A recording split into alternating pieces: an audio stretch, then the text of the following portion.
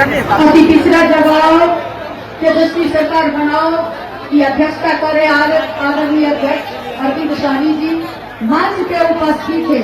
इस राज्य ही नहीं, इस देश का सबसे युवा प्रभावशाली नेता जो बोलते हैं वो करते हैं, इनके कथनी और करनी में फर्क नहीं है। वह देश का युवा नेता बाबू तेजस्वी प्रसाद यादव जी मंच पे उपस्थित है। आदरणीय तेज प्रताप बाबू, आदरणीय अब्दुल बारी सिद्दीकी जी, आदरणीय हमारे प्रधान महासचिव विजय साहू जी, आदरणीय आलोक मेहता जी, आदरणीय अनिता देवी जी, आदरणीय बीमा भारती और आदरणीय सभी मंचस्थ नेतागण और इस सभा में उपस्थित हमारे आदरणीय नेता, इस देश ही नहीं दुनिया के सबसे बड़े समाजवादी नेता बाबू लालू प्रसाद यादव जी पर विश्वास करने वाले और बाबू तेजस्वी प्रसाद यादव जी पर भरोसा करने वाले सभी जाबाज बहादुर साथियों, आप सभी यहाँ आए हैं। निश्चित रूप से यहाँ पर मैं देख रही हूँ कोई भी व्यक्ति जो है आम व्यक्ति नहीं है, सभी अपने आप में एक नेता है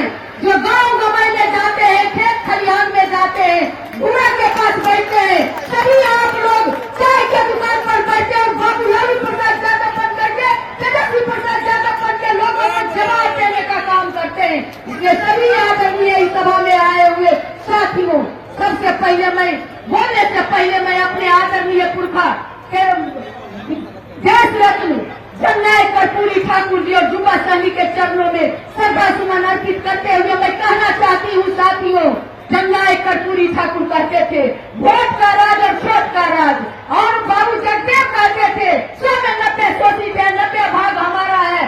10 का राज 90 पर नहीं चलेगा, धन और धरती सभी चीज में 90 भाग हमारा है। वो 90 भाग हमारे अति पिछड़े भाइयों का है। आपको किसी लालच में पड़ने की जरूरत नहीं है, इधर उधर देखने की जरूरत नहीं है।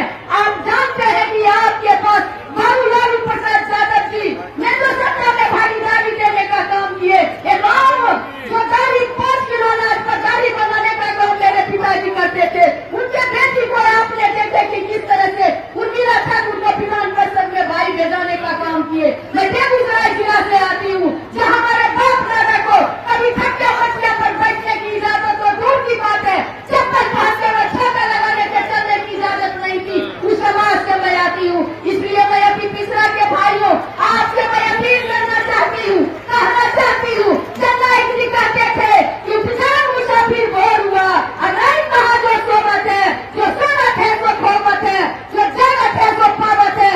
इसलिए जागने की जरूरत है, गोल बंद होने की जरूरत है।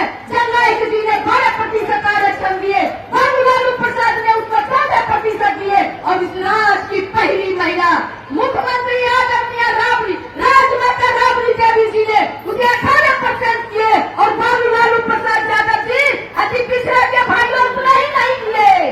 उन्होंने कहे कि जो आरक्षण से आएगा आरक्षण कोटा में जाएगा और जो मेधा सूची से आएगा मेधा सूची में जाएगा। लेकिन ये बेईमान लोग आज आपका बेटा बेटी 99% मिलाएगा तो उसे 49% के अंदर ही रखा जाता है। इसलिए उससे भी बढ़ करके आपने देखे कि किस प्रकार से बाबू लालू प्रसाद के अथक प्रयास से मंडल कमीशन लागू हुआ, तब जाकर के पिछड़ा का बेटा बेटी एसपी और कलेक्टर बनने लगा। बाबू तेजस्वी प्रसाद यादव जी अति पिछड़ा के भाइयों उससे भी बढ़कर उन्होंने कहे कि जिसकी जितनी भागीदारी उसको मिलेगी उतनी हिस्सेदारी। उन्होंने जाति का जनगणना करके सारे आरक्षण को अति पिछड़ा के भाइयों 18% को 25% किए। और ये बेईमान सरकार, ये तो नीतीश कुमार मम्मी बाबा है, हमारे आरक्षण को बिना बढ़ाए हुए उन्होंने कई जातियों को शामिल कर दिया और हमारे अति पिछड़े भाइयों के आरक्षण में हकमारी करने का काम किया। और बेईमान केंद्र में बैठी हुई जो सरकार है उसके पास हमारे आदरणीय नेता ने 75% आरक्षण, बहुजनों का 65% आरक्षण और 10% प्रगतिशील समाज के आरक्षण को मिला करके जो भेजने का काम किया। ये बेईमान जो केंद्र में आज मजबूर है हमारे बाबू लालू प्रसाद यादव के राहों पर चलने के लिए, मजबूर है तेजस्वी प्रसाद यादव के राहों पर चलने के लिए।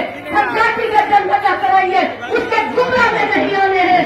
मैं कहना चाहती हूँ कि इंसानों के लिए कोई जो है, मैं सिर्फ इतना कह के चुप हो जाना चाहती हूँ कि इंसान की भारत के किसी मंदिर को तोड़ा जाए, ये रहमान नहीं कहता।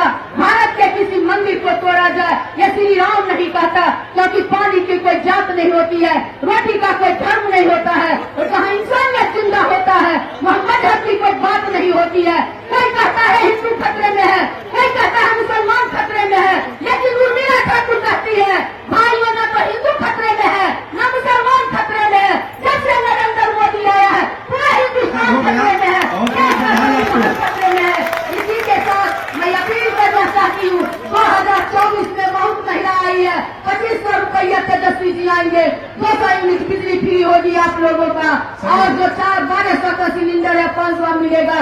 बातें बहुत कर दी थी, लेकिन मैं अपनी बात को इस अपील के साथ खत्म करना चाहती हूँ कि आज अगर खामोश रहे तो कल सन्नाटा छाएगा, घर घर में फिर आग लगेगी, हर बस्ती जल जाएगा। उसको बचाने के लिए सारे पिछड़ा के भाई गोलबंद होकर बढ़ता बिहार, रुकता बिहार, जुड़ा बिहार के लिए, विकसित बिहार के लिए तेजस्वी जी को 2025 में मुख्यमंत्री बनाने का काम करेंगे। इसी के साथ जय हिंद, जय भारत, जय पिछड़ा।